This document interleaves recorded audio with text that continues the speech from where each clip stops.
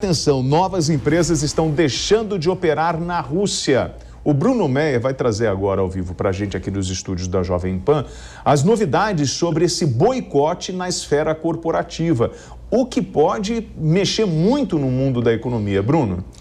Boa tarde, William. A gente está cobrindo desde segunda-feira, a gente está no 8º dia de guerra na Ucrânia e desde segunda-feira, basicamente, a gente tem fazendo toda a cobertura de diversas empresas de diferentes setores aí, fazendo boicotes à Rússia.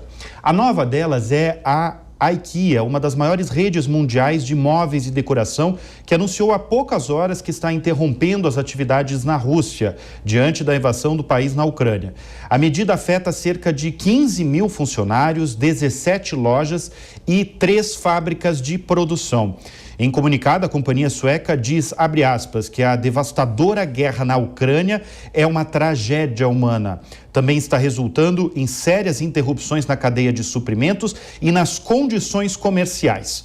As atividades em Belarus também estão sendo interrompidas. A companhia assegura que os postos de trabalho e os salários estão mantidos, ou seja, William, é mais uma gigante aí ligado ao setor de móveis, agora dessa vez, que emprega aí, a gente está falando da IKEA, que emprega 15 mil pessoas e que agora anuncia a interrupção de suas operações na Rússia. Meu Deus do céu, Agora, eu vou até girar um pouco o setor, porque, como eu falei aí, desde segunda-feira a gente está acompanhando todos os setores. Então, a gente está falando das empresas mais valiosas do planeta, como a Apple, que anunciou na terça-feira ou na quarta-feira, se não me engano, que vai proibir a venda de iPhones, MacBooks, iPads, até o setor petroleiro, como a Shell, a Exxon, que também estão saindo do país. Agora, um dos grandes setores que mais falam, que mais reagiram em peso,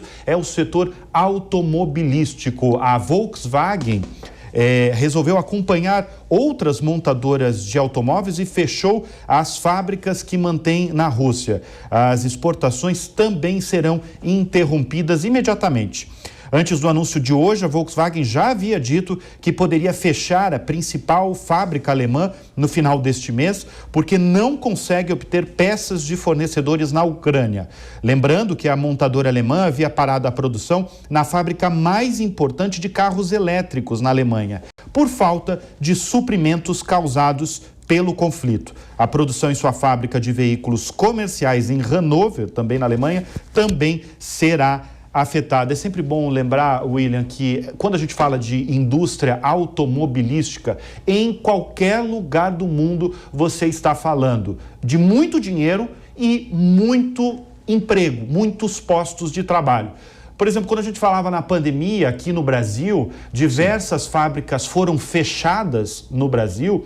E era uma coisa que a gente lamentava muito, porque a gente está falando de milhares de empregos. A Volkswagen mesmo, que tem algumas fábricas, linhas de produções no Brasil, ela mesmo fechou durante a pandemia. Agora, na Rússia, o que a gente está vendo é a decisão dessas montadoras, a maior parte são montadoras alemãs, porque a Rússia segue uma linha muito próxima ao Brasil, você tem montadoras, a maior parte europeias, com produção no país, com produção local. Então, a Volkswagen agora, por exemplo, tem essa decisão de tirar todas as suas operações na Rússia. Mas essa decisão da Volkswagen, ela está muito relacionada aos insumos, né? Não é uma sanção econômica contra os russos. Na verdade, assim, eu não tenho como produzir, porque não vai chegar a pecinha que vem lá da Ucrânia, eu não vou conseguir entregar o carro. Então, assim, esse conflito vai me trazer um prejuízo financeiro enorme, é melhor fechar minha fábrica.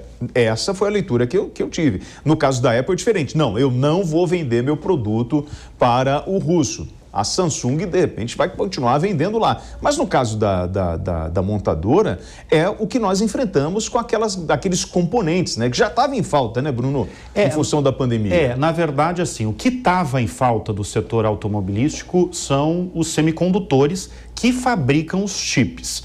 Os chips hoje, eles são peças-chave na fabricação de um carro. Então, o mundo inteiro, desde 2020, sofreu, e praticamente o setor automobilístico muito mais, pela falta de chips no mundo inteiro. O que acontece na situação atual é um misto aí. A Volkswagen, ela está seguindo,